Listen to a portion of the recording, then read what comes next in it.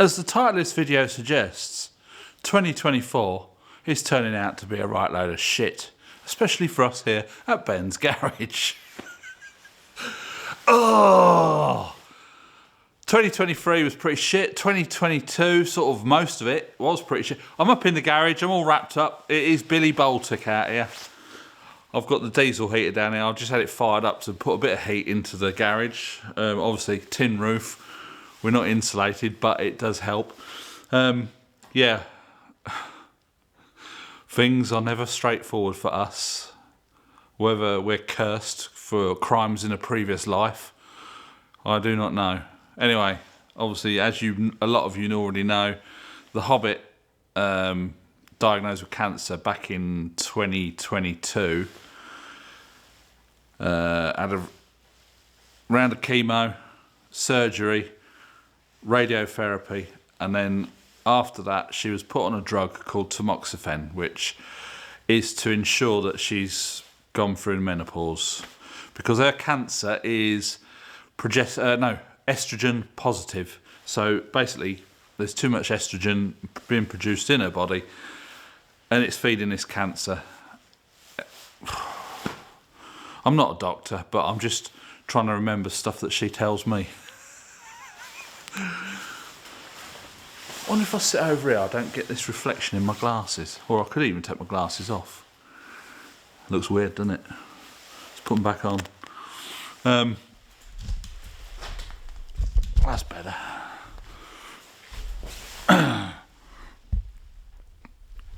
So yeah, I'm not a doctor. Hobbit tells me what's going on. Anyway, she felt some lumps and that coming under her armpit. So those of you that have got a good memory and do watch most of our videos will know that after Christmas, Boxing Day, she was in hospital. The day after that, she was in hospital. And the day after that, she was in hospital. One was an ultrasound. The other one was a MRI. And then the third one was a PET scan, where they inject you with some kind of radioactive dye, which makes cancer cells appear like bright white on the scans. Anyway, so she went and had that. They found all sorts. Oh shit. So obviously we've been a little bit worried, but you know, life goes on, so we've been plodding along. She's got something on her ovaries or something on her lady bits. So there was that worry as it spread, as it done this. I mean, it was, so anyway, she went back for something else. She was due to go back in for another ultrasound. So she went in and the same chap has been doing her scans throughout her treatment, and somebody else was about to set up for the ultrasound. He come in and he goes, oh, no, we're not doing an ultrasound. Today we're putting clips in. Now, I don't know if I mentioned this when she was first diagnosed, where the tumour was, they put a clip in because the theory is that with chemotherapy, it shrinks the tumour. Sometimes it shrinks it so much they can't see it. So they put like a little clip in so that when they're operating, they can find the spot where it was. That didn't happen in Tina's case. The tumour only shrunk by a centimetre, and they're like, you know, what's going on here? This is like really aggressive, you bugger. Anyway, so she went in for an ultrasound, but it wasn't. So he put 3 clips in, and as soon as he said that, Tina's ears pricked up, and she was like, ah. And he said, do you not know? And she said, well, I know something's obviously there, because there was talk of it being scar tissue, this, that, and the other. So he said, it has come back. Ah, bloody hell's bells and buckets of thunder. So anyway, she had a rendezvous with a doctor who was sort of standing in for another doctor.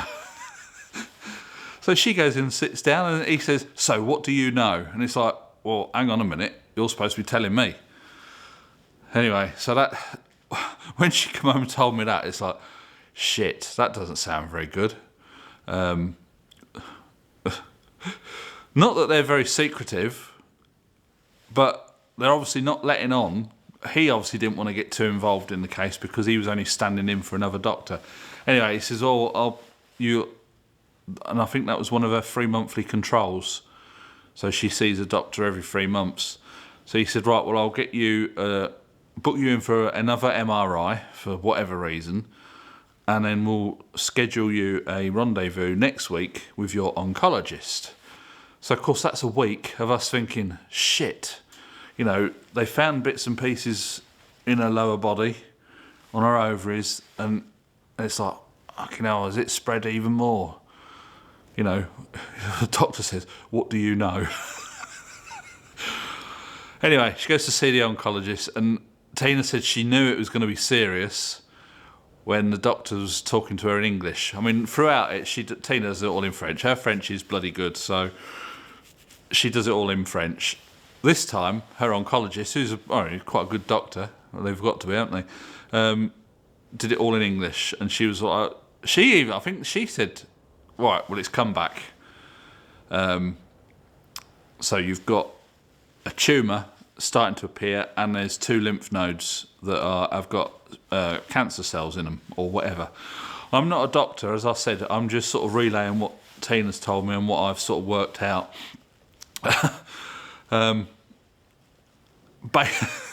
Basically, Tina came in. She said, "Well, I know what's going to finish me off."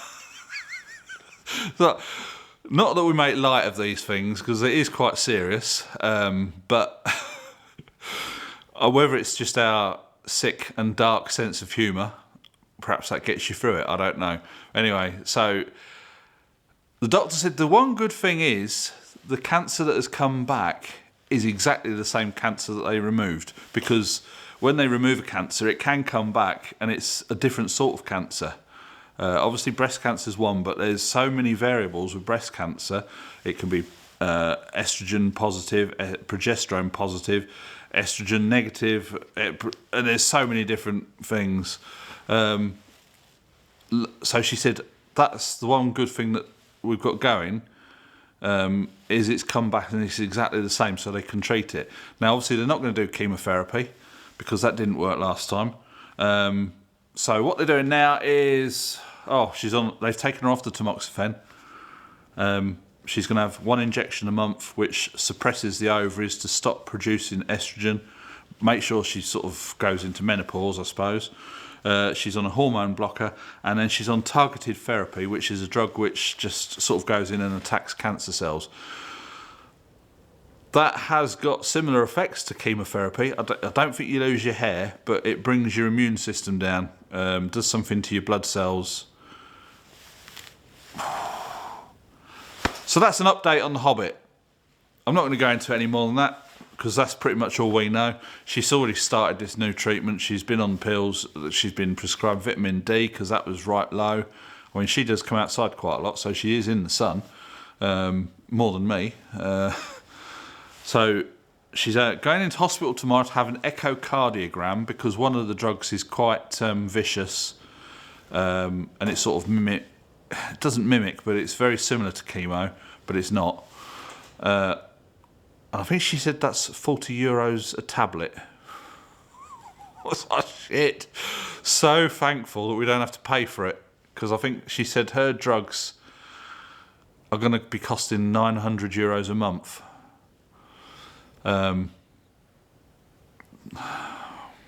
Why drugs cost that much, I don't know. Big pharma, innit? I mean, my medications, not so much my medication, because I'm just on like a Cardegic, which is like a mild aspirin to keep my blood thin, and a fenofibrate, which is something for cholesterol, which I might not even need to be on that, really. But my medical stuff, like having a piss, I have to use a catheter. I don't have to. I could get on the toilet and just sit there and... Might be a bit too much detail for some of you. But to the medical supplies, €700 a month just to have a piss. Thankfully, we don't have to pay for it. But yeah, Tina's $900 a month just for some pills. And I think that's just the pills. That's not the injection. Anyway, so that's our little update. 2024 looks like it's going down the toilet, as well as 2023. She was saying now that she's off when she was on that tamoxifen drug, absolutely no energy whatsoever.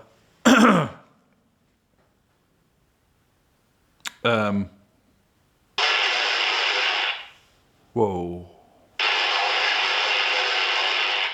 The shafts are close, because that's the radio. We've got the PMR radios up here, so I can call Tina for a cup of tea and this, that and the other. And it's on dual. It's got dual watch on it, and that's the shafts. So they're obviously local. So we shall hear some gunshots fairly soon. But yeah, so 20. What I was saying, that we're on this tamoxifen. She had no energy. She had an appetite. She was eating as much as me and not putting any weight on at all. Perhaps I could do that drug.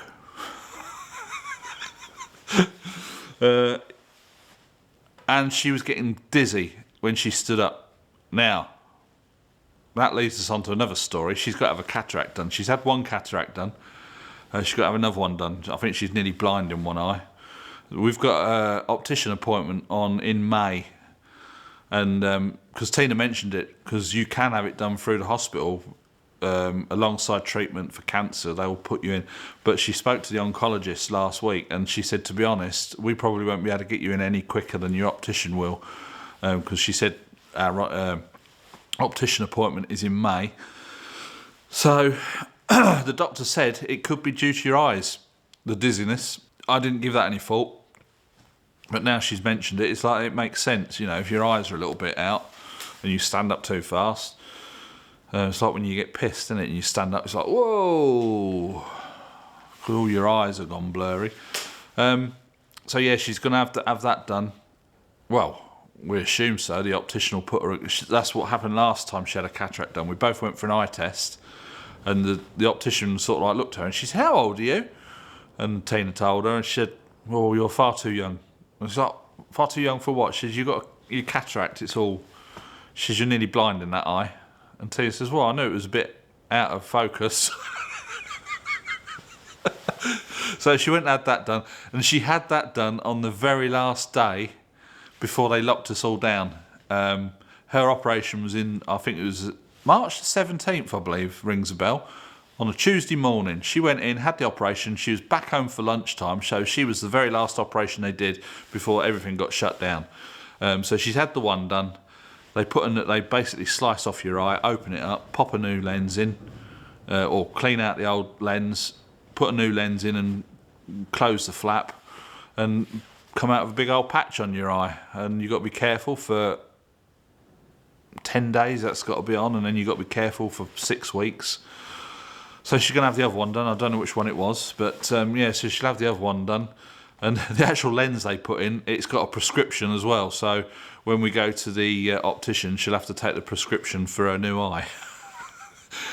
So we're hoping, or Tina's hoping at least, that these new drugs that she's going to be on are not going to affect her as much, and she possibly might get back to work.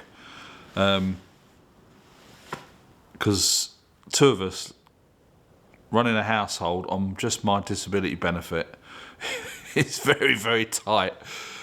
She wants to get back to work anyway. She enjoys working. The only downside to that is her immune system will be right down. So where she works at the campsite, she does numerous different jobs. She does like the strimming, hedge cutting, changeovers on the mobile homes, and she works in reception. So whether she can swing it that she doesn't have contact with general public and she just moseys along cutting grass and hedges and possibly changeovers. But yeah, she wants to get back to work, get a bit more money back in the house, basically. So that's why I'm up in the garage. We're going to be working on the Panda. There's not many jobs left to do on it now, but it's just been so bloody cold. That's why I say I've got the heater running. Well, it's off at the minute because you'll never hear me. But yeah, I thought I'd just give you an update on what's happening with the Hobbit. A lot of you, I say I don't do these videos for sympathy or this, that and the other. And it's not sort of like a rant or woe is me sort of thing. It's sort of like, I know a lot of you out there do The Hobbit is part of this channel. Obviously, she's not in it as much as me, but she's quite often in the background, and people do comment, "Oh, what the bloody hell's the Hobbit up to now? This, that, and the other." And there is a lot of interaction in the comments regarding the Hobbit. So when I did the update the last time, when she got diagnosed, there was a lot of you out there that were quite concerned, obviously, and we do thank you for that. It does sort of keep spirits up. So I thought I'd just do this little update. Now we know what is what. I mean, it's it's been in the wings for a long time.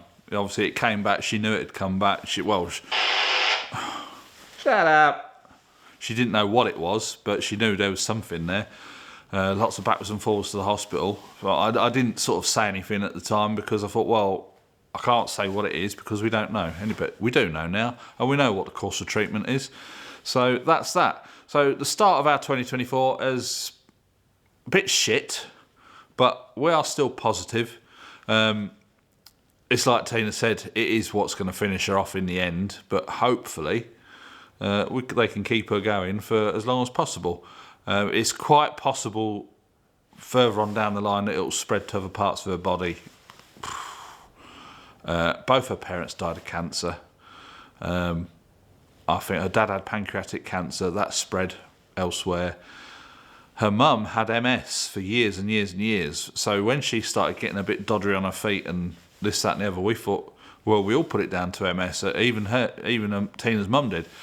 So she ended up in hospital, and that's when they said, oh, you've got cancer. I can't remember who it was now. Was it bladder, bowels?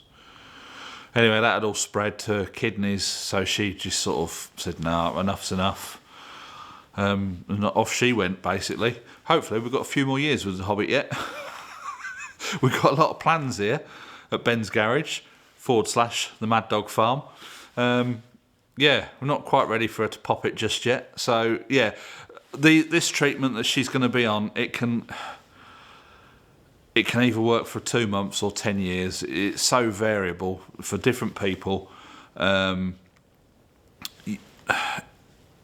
doctor was saying that, you know, the majority of people start this treatment, and after a couple of years, the body will sort of get used to it and sort of say, no, we're not having any of that, and it'll just carry on and do its own thing anyway.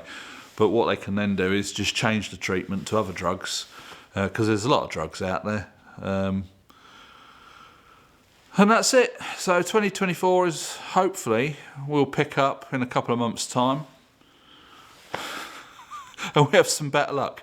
Hopefully we have some good luck selling this old Panda. We didn't really want to sell it, but needs must. So I'm just going to get on the floor now, do this drive shaft gaiter. I've got an exhaust ring underneath to do. Cut off some bolts that I've bolted a cross member in because they're quite long. And then hopefully the only thing I've got to order is some side repeater lights and possibly a drive shaft gaiter. I've adjusted the tracking, but I can't finish doing that until we get it down on the floor. Anyway, that's another video. This is an update. 2024 has gone down the toilet. So, yeah, that's an update on the Hobbit, and that's an update on what's happening here. And I thank you kindly for watching this video. Please give it a big thumbs up, subscribe if you haven't already, and we'll catch you in the next one. Bye for now.